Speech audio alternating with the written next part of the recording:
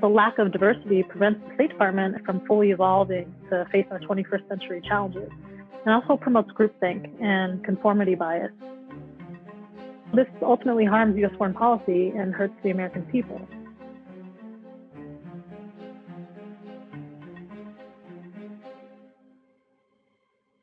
Hello, I'm Alex Bolfres. It's my pleasure to welcome you to fp21 Minutes, a podcast dedicated to evidence and integrity in foreign policy. We bring you conversations between practitioners and researchers about how American foreign policy is made and how it can be made better. Stay tuned to hear what they have to say. This week, we get to hear the choice cuts of a conversation between a Foreign Service officer and a research academic. They talk about the role of diversity in the conduct of American diplomacy. In sharing some of their personal experiences in a broad range of institutions in the foreign policy ecosystem, they also talk about what gets them excited about evidence-based approaches to foreign policy. I will let our guests introduce themselves, but have to issue the caveat that the views expressed are their personal perspectives and do not represent those of the United States government or of fp21. My name is Christina Lay, and I am a U.S. Foreign Service officer, better known as a U.S. diplomat. I have to add that I am speaking in my personal capacity, and my views do not represent that of the U.S. government.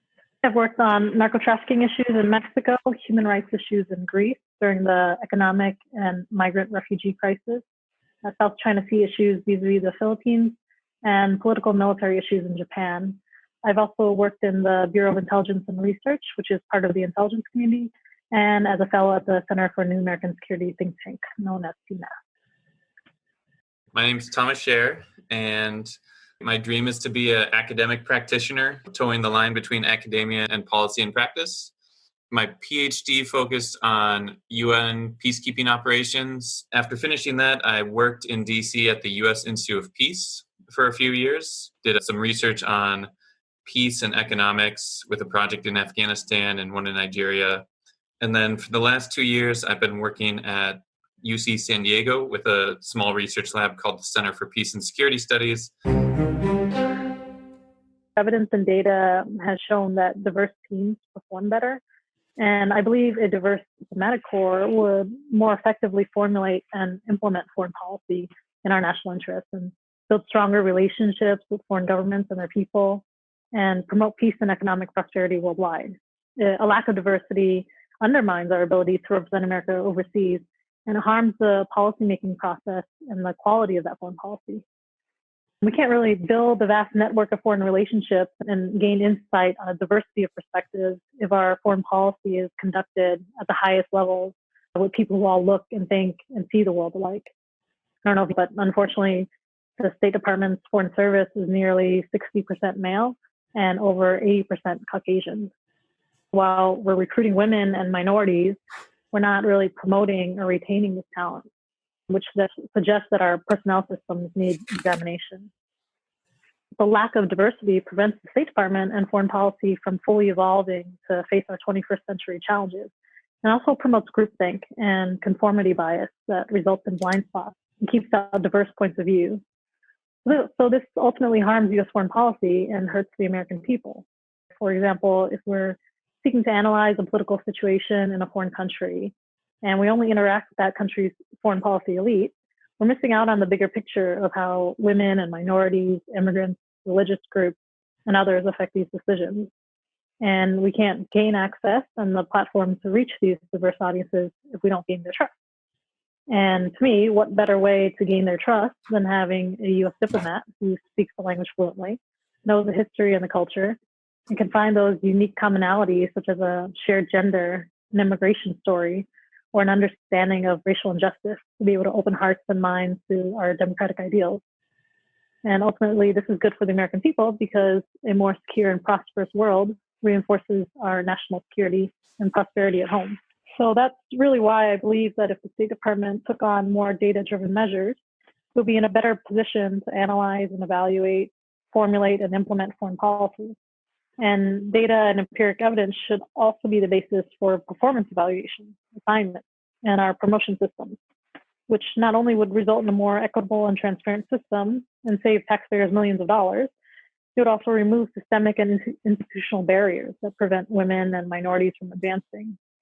And this would then lead to a more diverse diplomatic corps that would be better positioned to formulate and implement our nation's foreign policy in countries like in Asia or Middle East, Africa, Latin America, and places where diversity is our strength.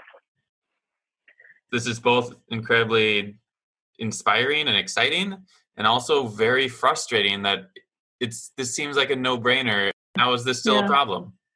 I think it's really unfortunate, but I think big bureaucracies are very hard to change. Some people are really satisfied with status quo.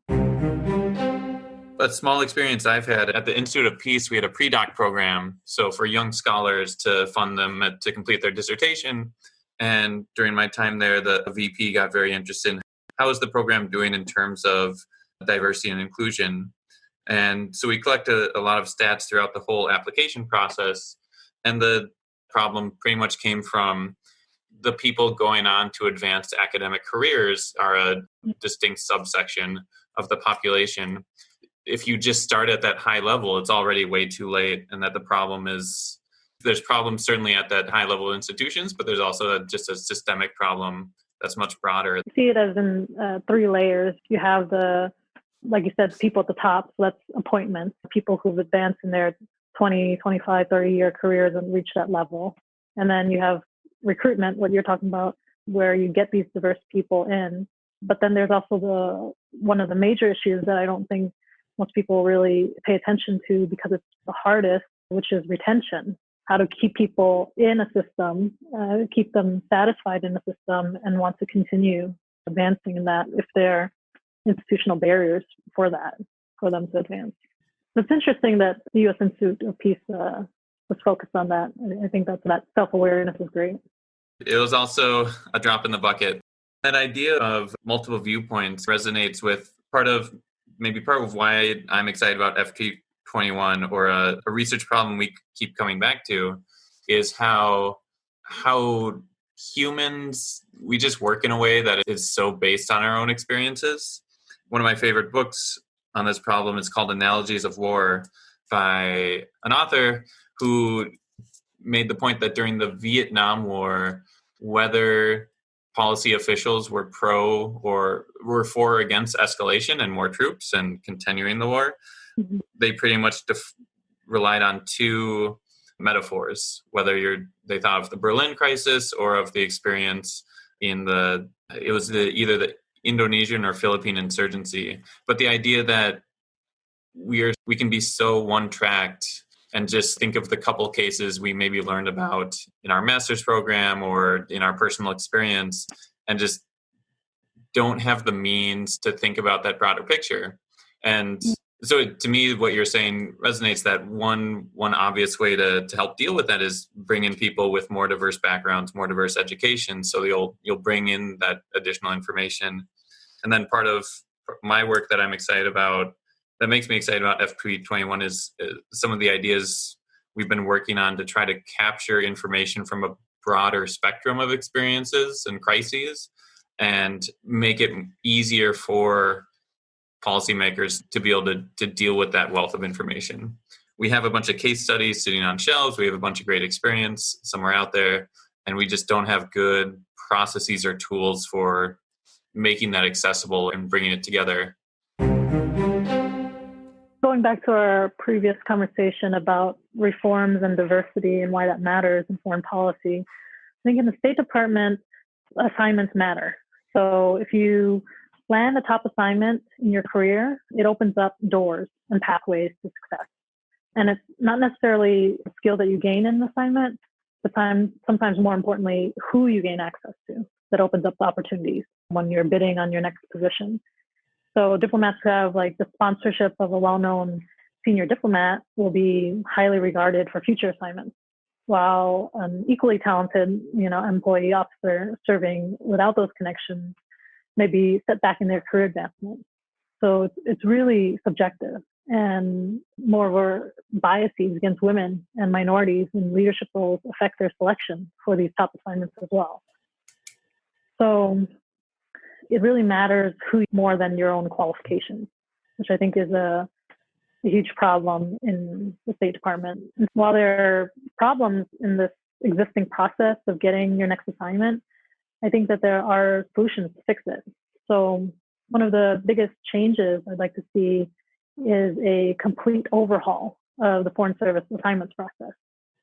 So currently it is heavily based on who, like I said, and it's inefficient and labor-intensive process for both the employee seeking their next assignment and the gaining office seeking an employee to fill a vacancy. So in addition to their full-time job and personal obligations, the employee spends upwards of 6 months searching for vacancies, reaching out to incumbents, submitting email inquiries and references, and conducting multiple rounds of interviews in an extremely subjective process. And then the gaining office scrutinizes the wording of emails, speed of responses, perceived level of interest, and then judges minor things like spelling errors or the politeness. And then perhaps unconsciously judges major things like ethnicity, gender, religious background, sexual orientation, or family status that you can glean from the information that the employee submits. Then at the conclusion of this whole process, oftentimes like a senior official, an ambassador or assistant secretary will swoop in and then decide on the person for the job. And all this energy and the taxpayer hours spent by thousands of people were for naught. And the particular person was selected based on connections, not qualifications. And even if this weren't the case, and the entire process has been riddled with biases, like the lack of standard interview questions, unfair advantages that some have with high-level officials serving as recommenders, and affinity bias. And I'm sure you've heard of affinity bias. It's our tendency to gravitate towards people similar to ourselves.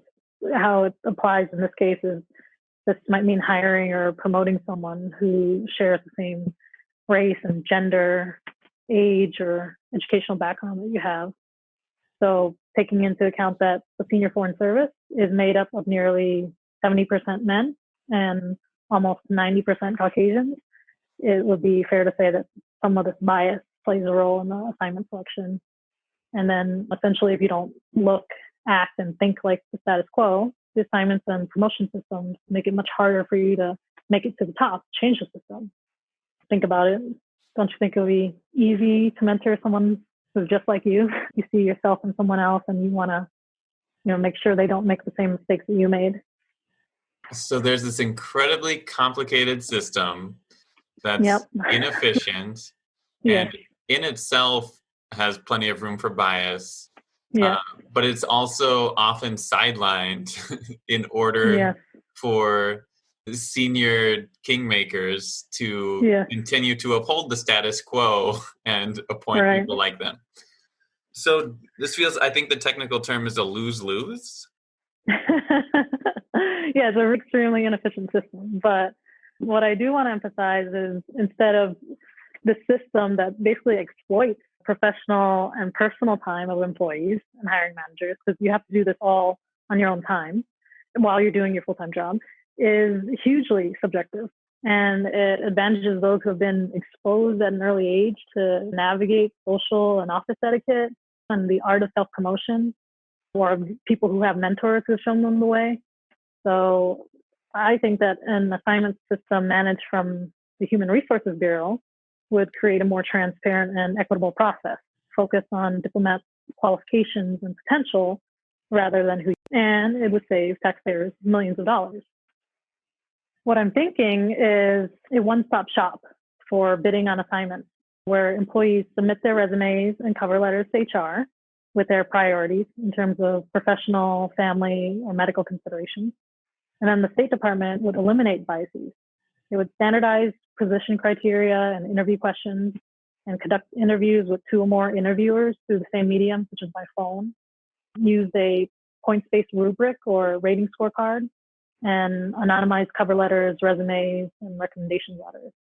And there would be a 360 recommendation or feedback process where an employee's subordinates and peers will finally have a say. And then with all this information, all those scorecards and employees' preferences and interviews and 360 feedback rankings, the State Department could match diplomats by their skill sets to vacancies overseas. And this is similar to the Nobel Prize-winning algorithmic solution to the stable matching problem, which basically finds matches giving and ordering of preferences. And this has been implemented in matching medical students to hospitals in the US and in content delivery services by assigning users internet servers based on desired content, like streaming videos versus loading web pages.